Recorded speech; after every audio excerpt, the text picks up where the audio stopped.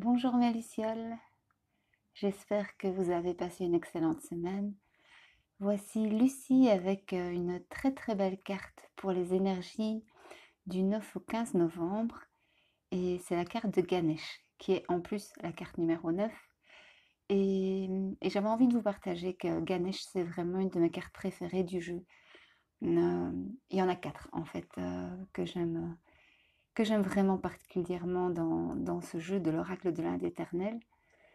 Et Ganesh, c'est le dieu de la levée des obstacles et c'est aussi le dieu de la famille. Donc j'ai une tendresse toute particulière pour Ganesh, à qui j'ai aussi souvent envoyé des SOS quand j'avais des situations qui ne se débloquaient pas, ou en tout cas pas au moment où j'avais envie qu'elles se débloquent, que ce soit sur le plan privé ou professionnel.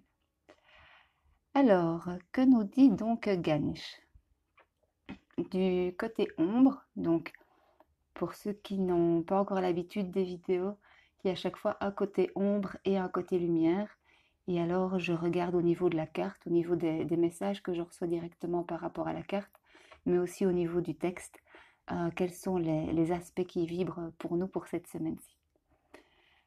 Donc, côté ombre, on nous annonce que les obstacles seront dépassés grâce à un travail sur nous-mêmes. Et on nous informe que si une situation ne se réalise pas dans l'immédiat, c'est pour protéger soit nous-mêmes, soit les personnes concernées, parce qu'on n'est pas encore tout à fait prêt intérieurement. Donc on a déjà vu sur le début du mois de novembre qu'il y avait pas mal de temps d'introspection, qu'on nous invitait à la méditation, vraiment à ce retour à soi. Je trouve que c'est une très belle période aussi pour se connecter à la nature différemment de ce qu'on peut faire au printemps ou pendant l'été. Et bon, aujourd'hui, il pleut. Mais sinon, en tout cas, pour ceux qui sont en Belgique, pour ceux qui nous écoutent en France ou au Québec, je ne sais pas encore comment se passe la météo pour vous.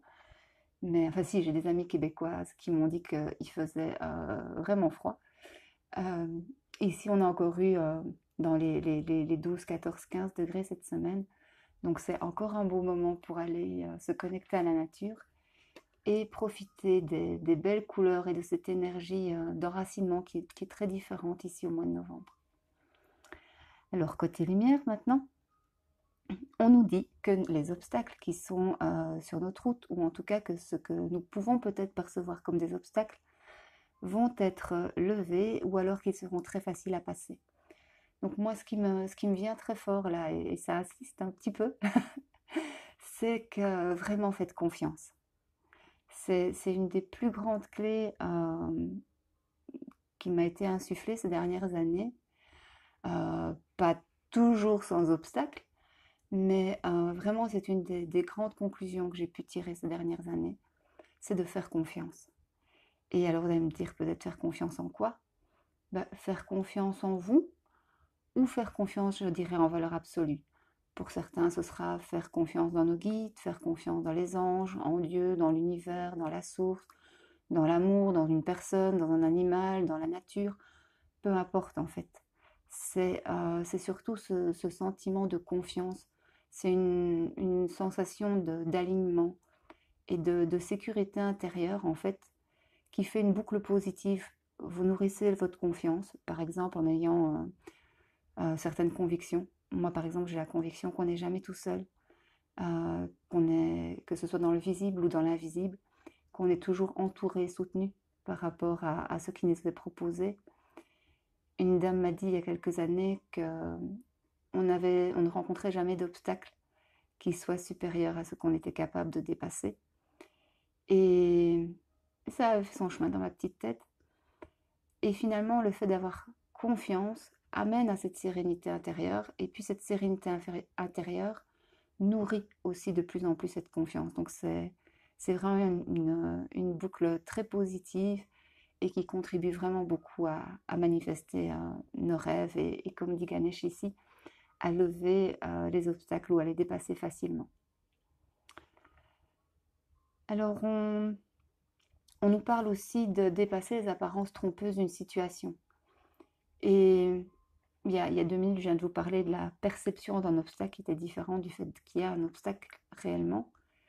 Et c'est un outil que vous pouvez très souvent utiliser, simplement vous dire, tiens, est-ce que ce que je vois là, c'est vraiment un obstacle? Ou est-ce que c'est vraiment un mur? Ou est-ce que finalement, ce serait pas simplement un fantôme, ce mur-là? Ou bien au contraire, est-ce que ça pourrait même être un tremplin? Donc, il y a plein de manières de jouer sur vos perceptions, pas pour vous raconter des mensonges à vous-même, hein. Votre tête sait très bien si vous vous racontez des mensonges, et votre cœur encore plus. Mais simplement se dire, ok, voilà, ça c'est un point de vue, une façon de voir les choses. Est-ce que peut-être si je regarde différemment ou si je regarde depuis le point de vue d'une autre personne, est-ce que je ne me trompe pas complètement sur la situation et du coup de pouvoir vraiment avancer. Alors l'autre très belle chose qui est dans les messages de Ganesh, et pour ceux qui ont écouté le tirage global du mois, on a un mois où on va vers Surya, donc vers l'illumination, le bonheur. Donc c'était une carte très très belle. Et, et dans ce chemin-là, il y a forcément, si on se rapproche de notre bonheur, plus de prise de conscience, une façon de penser qui nous rend plus heureux. Être heureux, c'est souvent au départ une décision, quel que soit ce qu'on est en train de vivre ou de traverser, aussi dur que ça puisse être. Et, et ici, on nous dit, annonce un saut de conscience dans le chemin intérieur du consultant. Alors ça peut être des petits des petits sauts ou des grands sauts. C'est pas forcément un saut gigantesque. Parfois, ce sont des petits pas, des petites prises de conscience qu'on va faire et qui finalement vont transformer notre vie dans les mois qui vont venir. Et à contrario, parfois, on a des énormes prises de conscience qui sont importantes pour cet instant-là et qu'on n'utilisera pas forcément énormément dans la suite. Donc, je vous invite à ne pas avoir de jugement. On a parlé beaucoup la semaine dernière de l'absence de jugement et d'être dans son cœur. Mais voilà, soyez dans votre cœur par rapport aussi aux petits ou aux grands pas que vous allez faire cette semaine. Alors, je vais terminer en vous lisant le mantra de Ganesh, que je remettrai comme chaque fois aussi en commentaire. Donc c'est un mantra à psalmodier pour lever toute forme d'obstacle que l'on rencontre dans la vie. Et c'est Aum Gam Ganapataye Namaha. Aum Gam Ganapataye Namaha. Aum Gam Ganapataye Namaha. Et je vais faire un petit peu plus que juste vous écrire le mantra cette fois-ci. Il y a un lien YouTube que j'écoute encore bien avec le mantra. Et donc, je le mettrai également en commentaire. Voilà, je vous souhaite une très belle semaine. Je vous invite vraiment à profiter. C'est toujours, je trouve, un très très beau moment quand Ganesh vient à dire bonjour. En plus, là, on vient de passer la nouvelle lune. Demain, on est dimanche, on est dans le portail du 11 novembre. Et donc, voilà, on est vraiment dans une énergie d'ouverture, de manifestation. Donc, profitez-en pleinement. Voilà, sur ce, Lucie et moi, on vous embrasse et on vous souhaite une très très belle semaine. À bientôt mes lucioles.